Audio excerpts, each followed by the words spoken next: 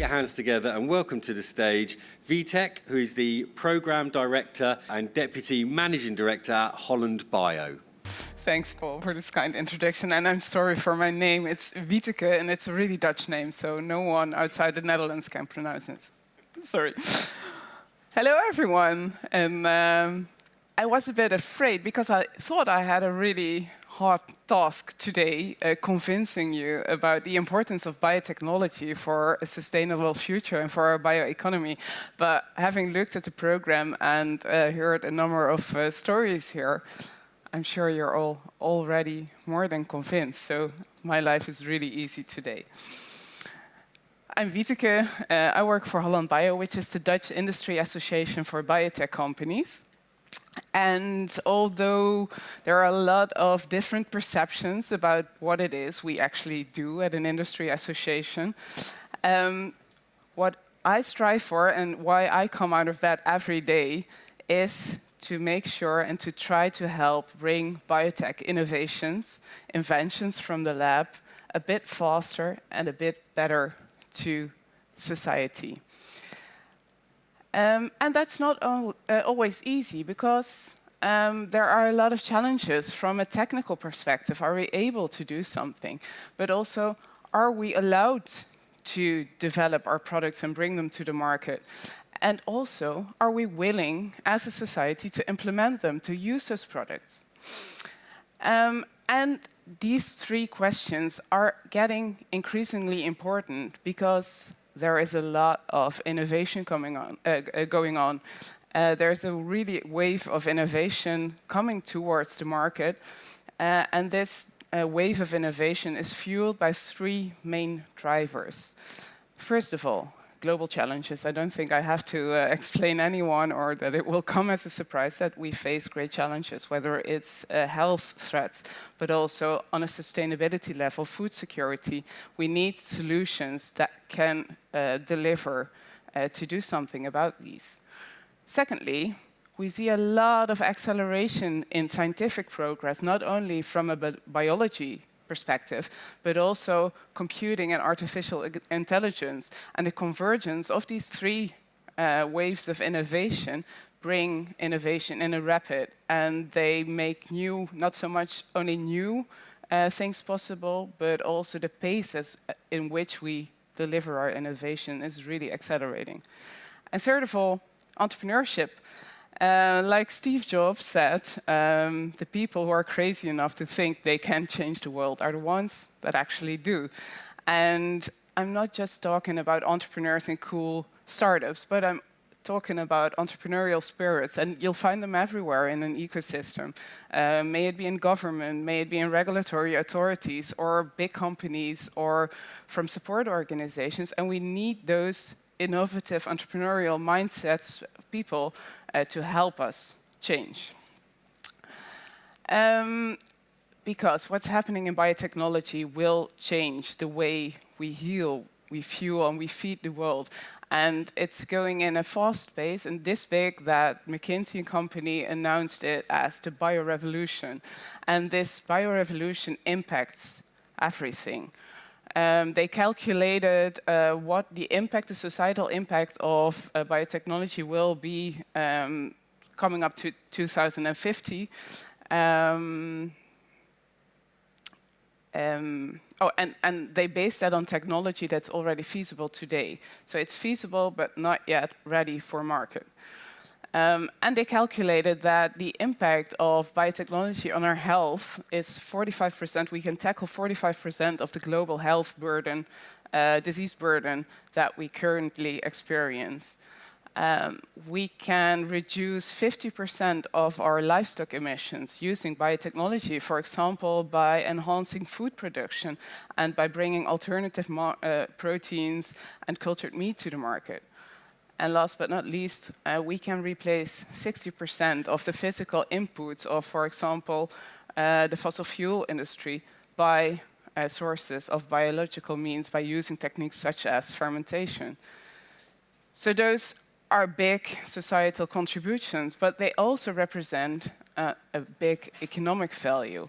And McKinsey calculated that it is an astronomous number. I mean, I don't know how big this is. It's really big, 2 to 4 trillion a year from 2050.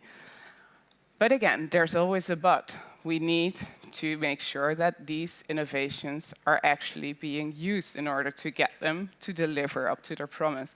And let me ask you, how big do you think, what percentage of the impact of innovation do you think depends on the acceptance by consumer, society, and regulators? So let me see some hands. Who thinks it's around 20%?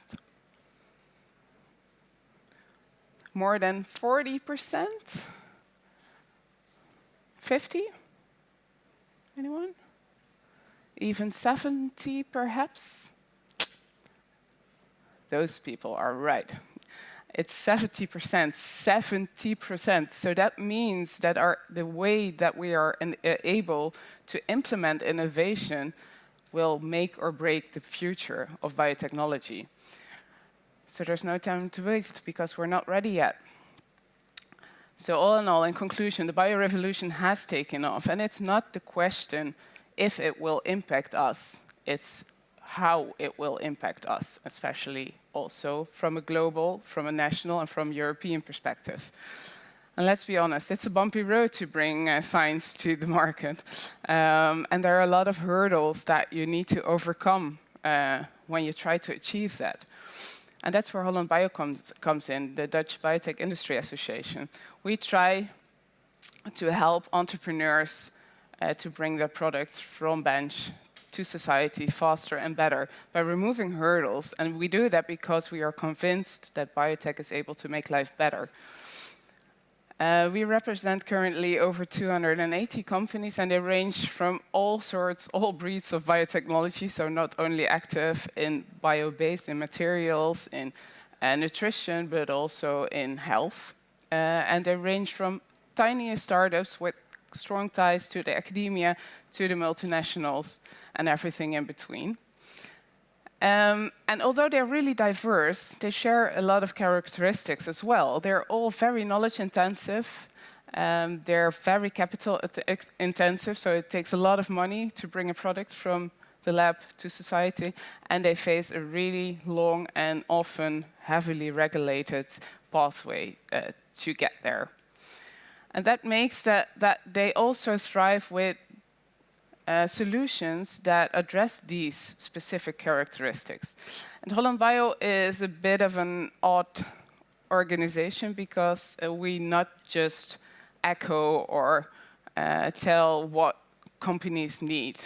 We don't just copy their standpoints, but we always try to look at it, challenges as well as the solutions from an ecosystem perspective. And that sounds a bit fake, perhaps, but it's actually quite simple. We believe that a disruptor, an innovator, can only succeed for the long term if you take into account the health of the total ecosystem in which you operate.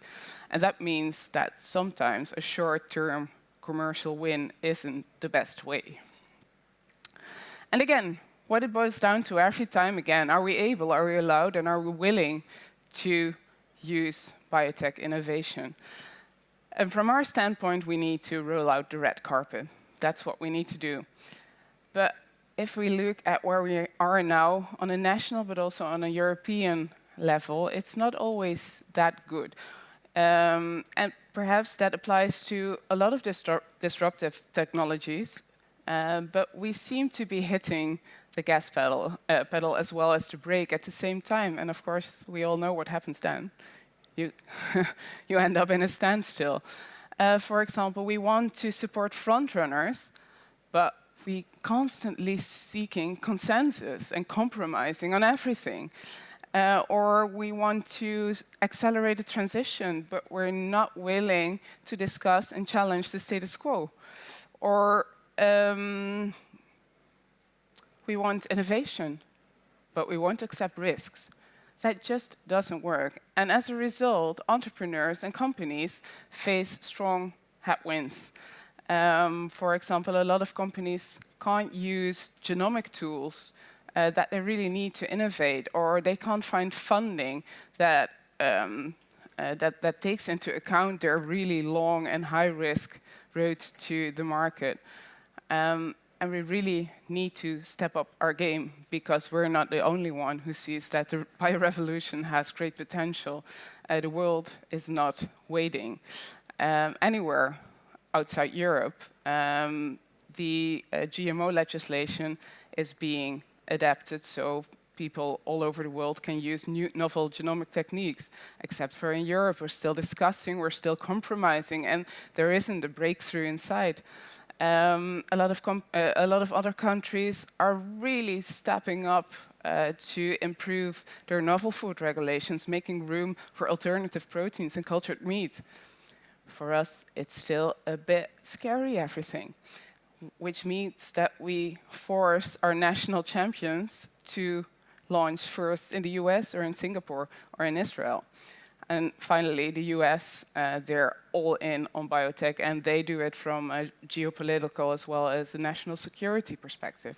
So we really need to step up. Luckily, it's not all sad. I won't send you home depressed. We are awaking. The European Commission recently published the Biotechnology and Biomanufacturing Initiative, and in the Netherlands we have a number of new visions and strategies in place that really puts biotechnology on the front, on the top of the list. But of course, only nice words won't bring us anywhere, so we also need bold moves, and that's what Hollandbio stands for. We want to change or to move forward when it comes to entrepreneurship, funding, societal support, policy frameworks, and infrastructure. And we need to do it all at the same time, because if one component lags behind, you, again, don't make it to the end. So this is what I wanted to say. If you are a frontrunner in biomaterials, we love to get acquainted. My colleague Rianne is also here, also during drinks this afternoon. So please join us, ask all your questions. And I'm really convinced that if we all unite together, that we can leave this world a bit better for next generations. Thank you.